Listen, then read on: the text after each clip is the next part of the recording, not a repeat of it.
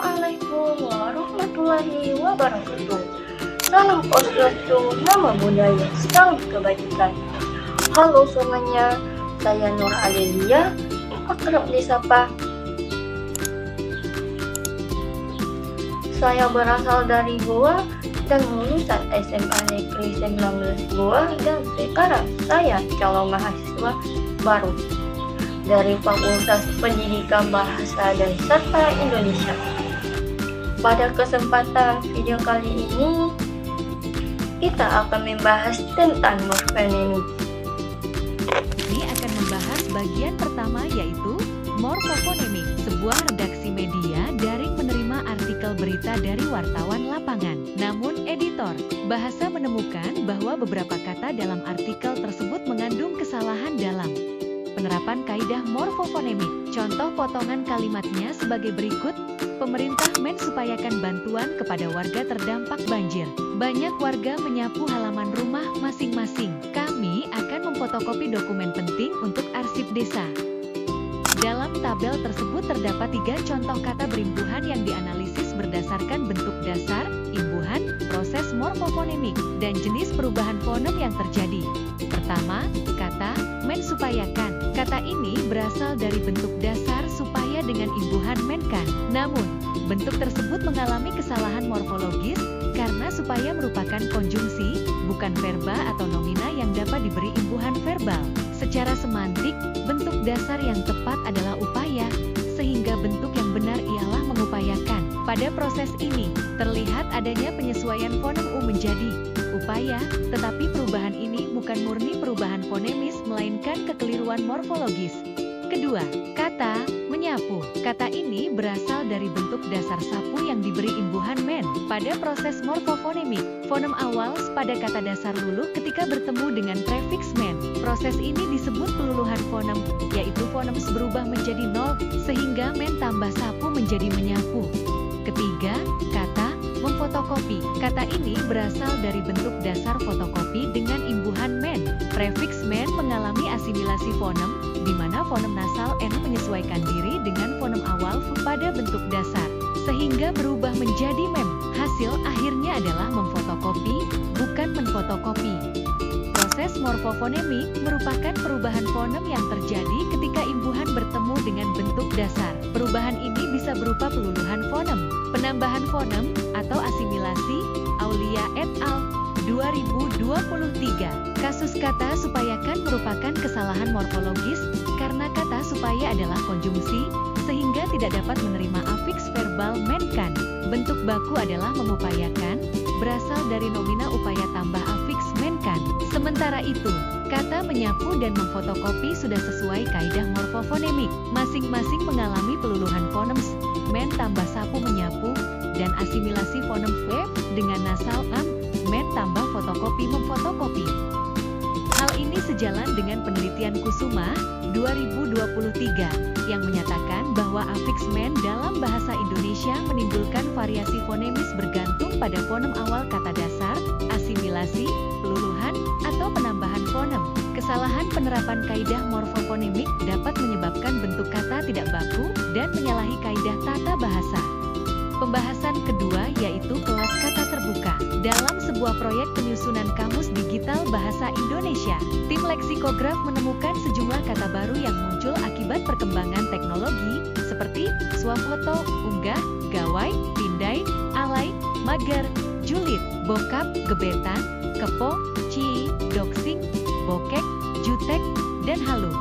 Tabel ini menampilkan berbagai contoh kata baru yang muncul seiring perkembangan zaman dan pengaruh budaya digital. Proses pembentukannya meliputi pemajemukan, contohnya swafoto, serapan dari bahasa asing, contohnya unggah, gawai, pindai, kepo, doxing.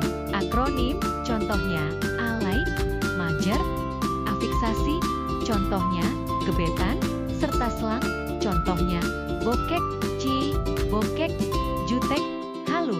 Melalui contoh kalimat yang disertakan, terlihat bagaimana kata-kata tersebut telah menjadi bagian dari komunikasi sehari-hari, terutama di kalangan anak muda, dan menunjukkan bahwa bahasa Indonesia bersifat dinamis, adaptif, serta terus berkembang mengikuti perubahan sosial dan teknologi.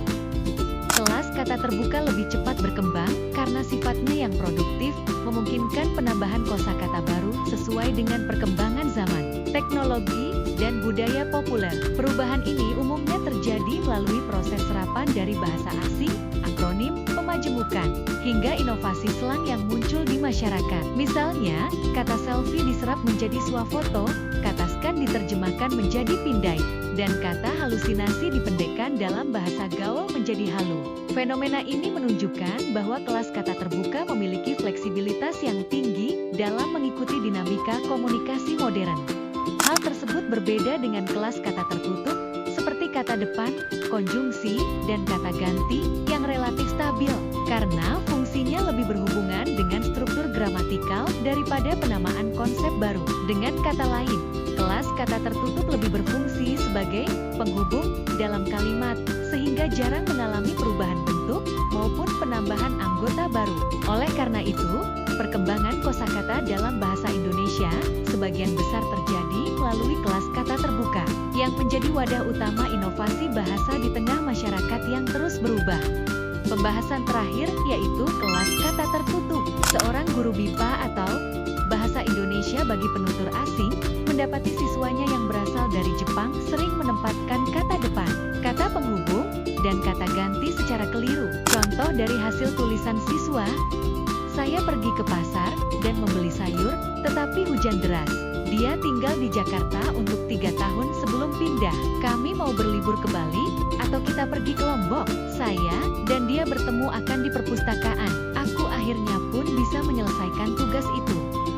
Tabel ini menunjukkan jenis dan fungsi kata tertutup seperti preposisi, konjungsi, adverbia, dan partikel dalam beberapa kalimat. Hasil analisis memperlihatkan adanya kesalahan kecil dalam penggunaan kata, misalnya pada akan dan pun yang tidak diperlukan dalam konteks tertentu. Setelah diperbaiki, kalimat menjadi lebih efektif, seperti saya dan dia bertemu di perpustakaan dan aku akhirnya bisa menyelesaikan tugas itu. Secara keseluruhan, tabel ini menegaskan pentingnya pemahaman fungsi kata tertutup agar kalimat tetap gramatikal dan tepat makna. Kesalahan penggunaan kelas kata tertutup dapat berdampak langsung terhadap kejelasan makna, ketepatan gramatika, serta kelancaran pemahaman dalam komunikasi. Misalnya, dalam kalimat, "Dia tinggal di Jakarta untuk 3 tahun sebelum pindah." Penggunaan kata untuk kurang tepat karena mengaburkan maksud durasi. Perbaikannya adalah menggunakan kata selama agar lebih sesuai secara semantis.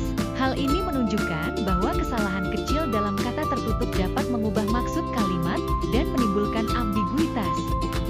Selain itu, penggunaan kata akan pada kalimat "saya dan dia bertemu akan di perpustakaan" menyalahi kaidah gramatikal, karena kata akan lebih tepat digunakan untuk menyatakan rencana atau masa depan, bukan lokasi. Kesalahan ini membuat kalimat terasa janggal dan sulit dipahami. Contoh lainnya adalah penggunaan partikel pun dalam kalimat "Aku akhirnya pun bisa menyelesaikan tugas itu" yang sebenarnya tidak diperlukan. Partikel pun pada konteks tersebut justru menimbulkan kesan redundan dan mengurangi efektivitas kalimat. Secara umum, karena kata tertutup berfungsi sebagai penghubung, penanda hubungan, serta penunjuk waktu tempat, kesalahan penggunaannya bisa menyebabkan ketidaktepatan logika kalimat, kesalahan makna, dan bahkan perubahan maksud komunikasi. Dengan demikian, pemahaman yang baik terhadap fungsi dan penggunaan kelas kata tertutup sangat penting untuk menjaga ketepatan struktur bahasa, serta kejelasan informasi dalam wacana tulis maupun lisan. Sekian dan terima kasih.